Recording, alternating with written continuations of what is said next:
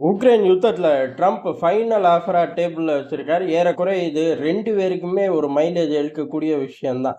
ரஷ்யாவுக்கும் சரி, உக்ரைனுக்கும் சரி. அப்படி என்ன அப்படின்னா, ஆட்டோமேட்டிக்கா 4 பிராந்தியங்கள் ரஷ்யாவுக்கு சொந்தம். அடிஷனலா கிரிமியா 2014 பிடிச்சதையும் உலகம் ஏத்துக்கும். அவ்வளவுதான் சிம்பிளா.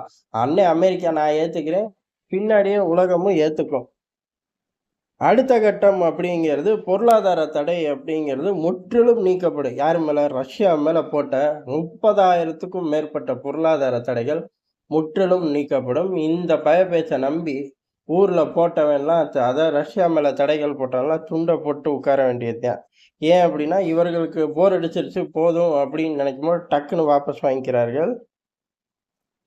ஆனா, அது புரிஞ்சனால தான் இந்தியா ஃபர்ஸ்ட்டே விலகிக்கிச்சு. சிக்கின நாடுகள் சிதறுச்சு. குறிப்பா இத வச்சே வாய் பேசின ஐரோப்பா தான் மாட்டிக்கிட்டு முழிக்குது. சரி, தடைகள் நீங்கியாச்சு. அடுத்த கட்டம் அப்படிங்கிறது, ரஷ்யாவோட ஃப்ரீஸ் பண்ண ஃபண்டுகள் பூரா ரிலீஸ் ஆகும். தடைகள் நீக்கும்போது அதுவும் வந்துரும். இருந்தாலும் அத செப்பரேட்டாவே கோட் பண்றார்கள். அப்ப ரஷ்யாவுக்கு முழுசா வெற்றி அப்படின்னே எடுத்துக்கலாம். அடுத்த கட்ட விஷயம் அப்படிங்கிறது உக்ரைன் சார்ந்து. உக்ரைனுக்கு நேட்டோல இடம் கிடையாது. அதே சமயம் ஐரோப்பிய யூனியன்ல இடம் இருக்கு அப்படின்றிருக்கார்கள். பொருளாதார உதவிகள் தரப்படும். அமெரிக்காவோட நேரடி பார்வை, மறைமுக பார்வை, 4 திசை பார்வை, எல்லா பார்வையும் இருக்கும். எங்க? உக்ரைனோட எனர்ஜி டிவிஷன்ல ஒட்டுமொத்தமா இருக்கும் அப்படிங்கிறது தான். ஏறக்குறைய இது அமெரிக்கா ரஷ்யால இருந்து போகக்கூடிய எனர்ஜி டிவிஷனை உக்ரைன் வழியா போறத இவர்கள் கண்ட்ரோல் பண்ண பார்க்கிறார்கள். ஐரோப்பாவுக்கு செக்கு நான் இல்லாம அசையவே கூடாது அப்படின்னு டோல் போட்டு வசூல் பண்ணக்கூடிய வேலையை தீவிரமா இதன் மூலியமா அமெரிக்காவால பார்க்க முடியும். எல்லா டீல்லையும் ரஷ்யாவுக்கு கொடுத்த டீல்லையும் அமெரிக்காவுக்கு பெனிஃபிட்டு, உக்ரைனுக்கு கொடுக்குற டீல்லையும் அண்ணன் அமெரிக்காவுக்கு மைலேஜ் தான். மைலேஜ் இல்லாம அண்ணன் அமெரிக்கா எதையாச்சும் பண்ணுவானான்னு கேட்டா பண்ண போறது இல்லைங்கிறது குட்டி குழந்தைக்கு கூட தெரியும். அடுத்த கட்டம் அப்படிங்கிறது கார்கிவ் பகுதிகளில் பிடிக்கப்பட்ட சில நிலப்பகுதிகள் விட்டுத்தரப்படும் அப்படின்னு. போதுமே, மீட்டுட்டேன், நிலத்தை மீட்டுட்டேன் அப்படின்னு ஊர் பூரா போஸ்ட் அடிச்சுக்க வேண்டியதுதான். மொத்தத்தையுமா அப்படின்னு கேட்டுக்கிறவன தூக்கி ஜெலன்ஸ்கி உள்ள வச்சிருவார், இல்லை நாடு கடத்திடுவார். ஏன்னா அவ்வளோ பெரிய ஒரு சர்வாதிகாரி. அதனால அவருக்கு இதே போதுமானது. கார்கிவ்ல பிடிச்ச பகுதிகள் கொஞ்சத்தை திருப்பி தந்துருவார்கள் ரஷ்யர்கள் அப்படின்னு சொல்லிட்டாரு. அப்ப ஜெலன்ஸ்கியை பொறுத்தவரை ஒரு ஃபேவர் தான். ஐரோப்பிய யூனியன்ல இடம் கிடைக்குதுல்ல, அது போக இந்த அமைதி படையெல்லாம் கிடையாது. பாதுகாப்பு நாங்க தருவோம். அதே சமயம் தான் எங்க இன்வெஸ்ட்மெண்ட் தான் உள்ளுக்குள்ள இருக்குல்ல, அதை பாதுகாக்கணும் அப்படின்னா யுத்தம் நடக்கக்கூடாதுல்ல, அதனால ஒன்றும் பயப்படாத அப்படின்னு இருப்பாரு. இதுதான் ஃபைனல் ஆஃபர். இந்த ஃபைனல் ஆஃபரை எடுத்துக்கிட்டு வாழ்றாந்தாலும் வாழலாம். இல்ல ஃபைனல் ஆஃபர் எனக்கு தேவையில்லை அப்படின்னா செத்துப்போ. அமெரிக்க உதவிகள் இல்லாம 3 மணி நேரம் கூட உக்ரைனால யுத்த காலத்தை நடத்த முடியாது அப்படின்னு சொல்லி எல்லாருக்கும் தெரிஞ்ச விஷயம். அதை ஆனா மறுபடியும் ஜெலன்ஸ்கிக்கு ஞாபகப்படுத்தியிருக்கார்.